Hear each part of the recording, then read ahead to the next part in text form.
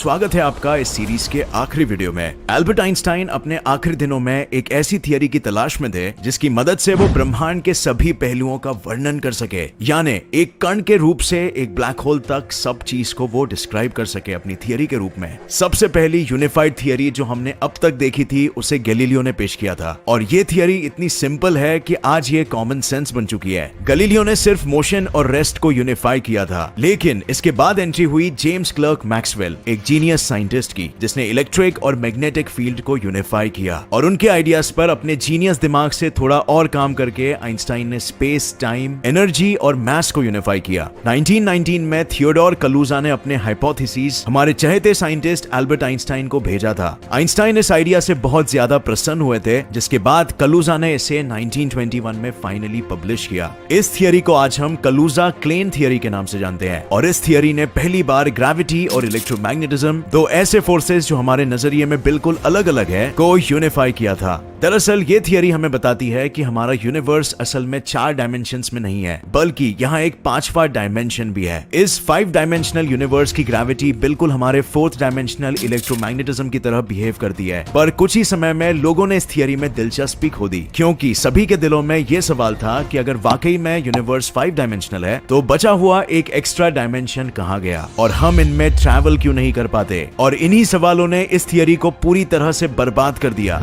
लेकिन लगभग 5 सालों बाद 1926 में ऑस्कर क्लेन ने हमें एक out of the box thinking वाला आइडिया दिया। उन्होंने कहा कि क्या हो अगर ये एक्स्ट्रा डायमेंशन बहुत ही छोटा हो, तो इतना छोटा कि इफेक्टिवली हम हर वक्त उस डायमेंशन में एंटर कर रहे हैं और बाहर भी निकल जा रहे हैं। स्पेस में कभी भी आप आगे पीछे, दाएं बाएं, ऊपर और नीचे घूमने के साथ साथ एक ऐसी भी दिशा में चल सकते हो जिसमें आप हर वक्त एंटर और लीव कर रहे हो। और इस हाइपोथेसिस के बाद कलूजा-क्लेन थियरी को एक नई जिंदगी मिल गई। बट इसके बावजूद भी थियरी में अभी भी बहुत सारे प्रॉब्लम सॉल्व करना बाकी था, और इसके कुछ ही समय बाद कलूजा-क्लेन थियरी के सभी प्रॉब्लम्स को सॉल्व करने जन्म हुआ एक और नए थियरी का, जिसे फिर नाम दिया गया the string theory. Fundamental level पर ब्रह्मांड का संचालन 4 तरह की फोर्सेस करती है। इनमें ग्रेविटी, इलेक्ट्रोमैग्नेटिज्म, वीक इंटरैक्शन और स्ट्रॉन्ग फोर्स आता है। लेकिन हम रोजाना की जिंदगी में इनमें से सिर्फ 2 फोर्सेस को ही महसूस करते हैं, ग्रेविटी और इलेक्ट्रोमैग्नेटिज्म। 1959 में अब्दुल सलाम, शेल्डन ग्लासगो और स्टीवन वाइनबर्ग ने यह भविष्यवाणी की थी कि 246 giga electron volt energy level पर, जो लगभग 10⁻15 केल्विन टेम्परेचर के बराबर है, इसके बाद इलेक्ट्रोमैग्नेटिज्म और वीक फोर्सेस यूनिफाई होकर इलेक्ट्रो वीक फोर्स का रूप ले लेते हैं। और इस भविष्यवाणी के लिए उन्हें 1979 का नोबेल प्राइज भी मिला। आज इस थियरी को हम क्वांटम इलेक्ट्रोडायनामिक्स के नाम से जानते हैं, लेकिन अभी भी हमें स्ट्रॉन्ग फोर्स और इलेक्ट्रो वीक थियरी और ग्रेविटी को यूनिफाई करना बाकी है। और इसीलिए कुछ वैज्ञानिकों को यह उम्मीद है कि इससे भी हायर एनर्जी लेवल पर, यानी करीब 10⁻16 गीगा इलेक्ट्रॉन वोल्ट के आसपास, हम यूनिफाइड फील्ड फोर्स के रूप में काम करता हुआ देखेंगे। और ये प्रेडिक्शन ग्रैंड यूनिफाइड थियरी या शॉर्ट में GUT देती है। बिग और मैसिव ऑब्जेक्ट्स जैसे कि गैलेक्सी, स्टार, प्लैनेट्स, एस्टेरॉइड्स को स्टडी करने के लिए हम जनरल रिलेटिविटी का उपयोग करते हैं। ये थियरी ग्रेविटी को आज सबसे बेहतरीन तरीके से समझाती है, पर है तो ये क्लासिकल मैकेनिक्स पर आधारित। और दूसरी तरफ छोटी और हल्की चीजें जैसे इलेक्ट्रॉन्स, प्रोटॉन्स को स्टडी करने के लिए हम क्वांटम फिजिक्स का उपयोग करते हैं। क्वांटम फिजिक्स की सबसे सक्सेसफुल थियरी है क्वांटम फील्ड थियरी, जिसने लैब में 9 डेसिमल प्लेसेस तक एक्यूरेट रिजल्ट दिए हैं। जनरल रिलेटिविटी और क्वांटम फिजिक्स, ये दोनों थियरी अपनी अपनी जगह पर बहुत अच्छी तरह से काम करती है, लेकिन ऐसे जगह जहां हमें इन दोनों की जरूरत पड़ती है, जैसे कि ब्लैक होल्स या बिग बैंग, तब दोनों थियरी हमें अनाप शनाप रिजल्ट्स देती है। और इसीलिए वैज्ञानिकों के मन में यह सवाल आया कि क्या हम एक ऐसी थियरी की तलाश कर सकते हैं जो एटॉमिक लेवल पर क्वांटम फील्ड थियरी की तरह काम करे और ग्रैंड स्केल पर जनरल रिलेटिविटी का रूप ले सके। और ऐसा ही कुछ करने की कोशिश करती है स्ट्रिंग थियरी और exceptionally simple theory of everything, जिसे इमर्जेंस थियरी या फिर E8 के नाम से भी जाना जाता है। और इन्हीं थियरीज के बारे में हम आगे डिस्कस करेंगे। स्ट्रिंग थियरी कई सारे न्यू और विचित्र आइडियाज से मिलकर बनी है, जैसे extra dimensions, parallel universes, D brains etcetera. पर इन सभी में सबसे इंटरेस्टिंग और फंडामेंटल प्रिंसिपल रहा है कि स्ट्रिंग थियरी के अनुसार हमारी दुनिया की सभी चीजें जैसे पानी और हवा या प्लास्टिक और आयरन, इन सभी का निर्माण क्वांटम लेवल पर स्ट्रिंग से होता है। अब ये थोड़ी हैरान करने वाली बात जरूर है, क्योंकि अगर सभी चीजें स्ट्रिंग से बनी हुई हो तो आखिर वाटर और एयर की प्रॉपर्टीज में डिफरेंस क्यों होता? Make sense, right? तो स्ट्रिंग थियरी के मुताबिक ये स्ट्रिंग्स अलग अलग फ्रीक्वेंसी पर वाइब्रेट करते हैं और इसकी वजह से इलेक्ट्रॉन, क्वार्क, न्यूट्रिनो जैसे फंडामेंटल पार्टिकल्स सभी के गुण यानी प्रॉपर्टीज अलग अलग होते हैं। यही पार्टिकल्स एक साथ मिलकर अलग अलग तरह के एटम्स का फॉर्मेशन करते हैं, जिससे एयर और वाटर जैसी चीजों की प्रॉपर्टीज में डिफरेंस आता है। अब फ्रेंड्स, आगे बढ़ने से पहले हम एक बार standard model of particle physics के बारे में भी जान लेते हैं। इस थियरी के मुताबिक ब्रह्मांड के सभी कणों को हम दो भागों में बांट सकते हैं। इनमें से पहला है फर्मियन। फर्मियंस ऐसे पार्टिकल है जिनकी क्वांटम मैकेनिकल स्पिन फ्रैक्शन में होती है, जैसे 1/2 या 3/2 वगैरह। हमारी दुनिया के अधिकतर चीजें फर्मियन से मिलकर बनी हुई है, जो कुल मिला के 12 तरह के होते हैं, जैसे इलेक्ट्रॉन्स, क्वार्क्स, न्यूट्रिनोज एटसेट्रा। यहाँ तक आप जिस मोबाइल या लैपटॉप पर इस वीडियो को देख रहे हो वो भी फर्मियन से मिलकर ही बना हुआ है। और दूसरे तरह के पार्टिकल्स को हम गेज बोसॉन्स के नाम से जानते हैं, और इन्हीं गेज बोसॉन्स का काम फोर्सेस के संदेश को कैरी करना होता है। ये गेज बोसॉन्स कुल मिलाकर 4 तरह के होते हैं, और इनमें फोटॉन्स इलेक्ट्रोमैग्नेटिक फोर्सेस को, WNZ bosons weak nuclear forces को, और ग्लूऑन्स स्ट्रॉन्ग न्यूक्लियर फोर्सेस को कैरी करने का काम करते हैं। अगर हम इसका एक ओवरव्यू ले ले तो टोटल 12 तरह के फर्मियंस होते हैं, जिनमें से 6 क्वार्क्स की कैटेगरी में आते हैं और बचे हुए 6 लेप्टॉन्स की कैटेगरी में गिने जाते हैं, और इनके साथ 4 तरह के गेज बोसॉन्स होते हैं। स्ट्रिंग थियरी में हर पार्टिकल को हम एक एनर्जी की मेम्ब्रेन या स्ट्रिंग की तरह मानते हैं, और इतने में ही आपको ये ख्याल आ रहा होगा कि इस थियरी का नाम स्ट्रिंग थियरी ही क्यों पड़ा, रबर बैंड थियरी या नूडल थियरी क्यों नहीं पड़ा, राइट?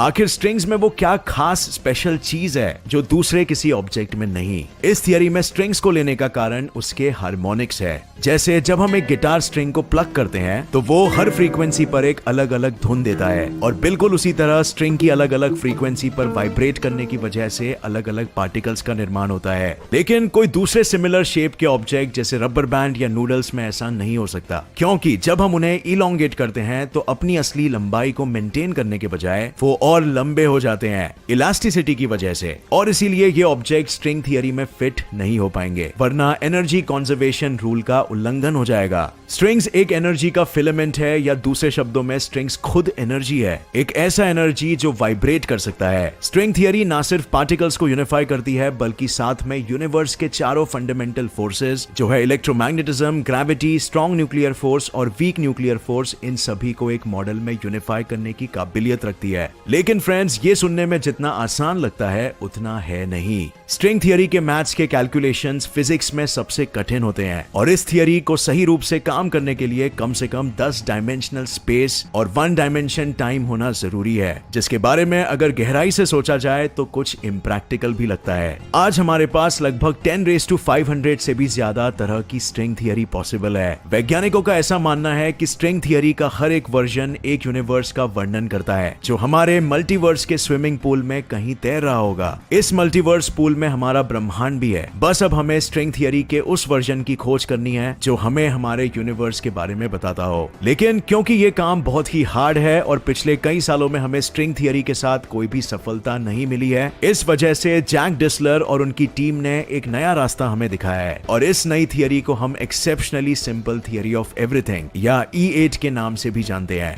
E8 और स्ट्रिंग थियरी दोनों की मैथमेटिक्स मिलती जुलती है, और E8 एक शानदार से आइडिया पर आधारित है जिसे कहा जाता है प्रोजेक्शन। 3D स्फीयर को जब हम 2D सरफेस पर लाइट के जरिए प्रोजेक्ट करते हैं तो हमें एक सर्कल दिखाई देता है, और जब रोटेटिंग क्यूब को प्रोजेक्ट किया जाता है तो 2D सरफेस पर एक पैटर्न बनता है जो कुछ हद तक रैंडम लगता है। और ये थियरी भी जनरल रिलेटिविटी की तरह एक ज्योमेट्रिक थियरी है, लेकिन इसे स्ट्रिंग थियरी की तरह 11 डायमेंशंस की जरूरत नहीं पड़ती, बल्कि ये सिर्फ 8 डायमेंशंस की मांग करता है। E8 थियरी में हमारे यूनिवर्स के बिल्डिंग ब्लॉक स्ट्रिंग नहीं है, बल्कि एक 8 डायमेंशनल क्रिस्टल का 4D प्रोजेक्शन टेसरैक्ट है। इसका 3 डायमेंशनल स्पेशियल प्रोजेक्शन एकदम टेट्राहेड्रॉन की तरह दिखता है, जो थियरी के मुताबिक हमारी रियलिटी का बिल्डिंग ब्लॉक है। जिस तरह से टीवी स्क्रीन पर पिक्चर्स को छोटे छोटे पिक्सल्स मिलकर बनाते हैं, बिल्कुल वैसा ही कुछ हमारा ब्रह्मांड भी पिक्सेलेटेड है, और यही E8 क्रिस्टल का प्रोजेक्शन हमारे रियलिटी का पिक्सल या कह सकते हैं बिल्डिंग ब्लॉक है। इस थियरी के लिए इन्फॉर्मेशन बहुत मायने रखती है। तो पहले हम जान लेते हैं कि इन्फॉर्मेशन दरअसल क्या है। इन्फॉर्मेशन कोई भी ऐसा सिंबोलिज्म या पैटर्न है जो किसी भी तरह की कोड के लिए यूज किया जा सके, और E8 क्रिस्टल का प्रोजेक्शन उसी रियलिटी के इन्फॉर्मेशन का बेसिस है।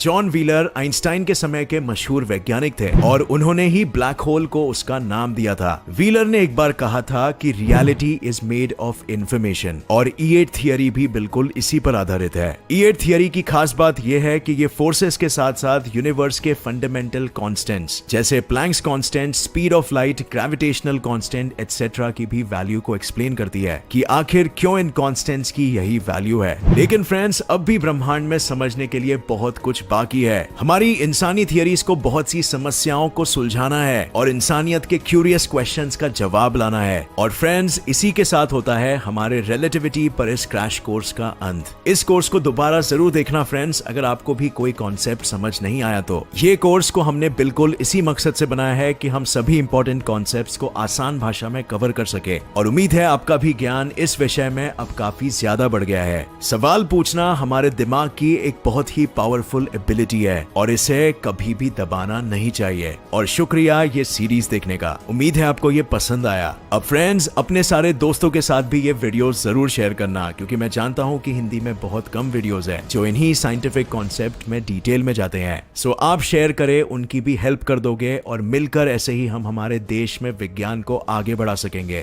थैंक यू फॉर वॉचिंग और जय हिंद।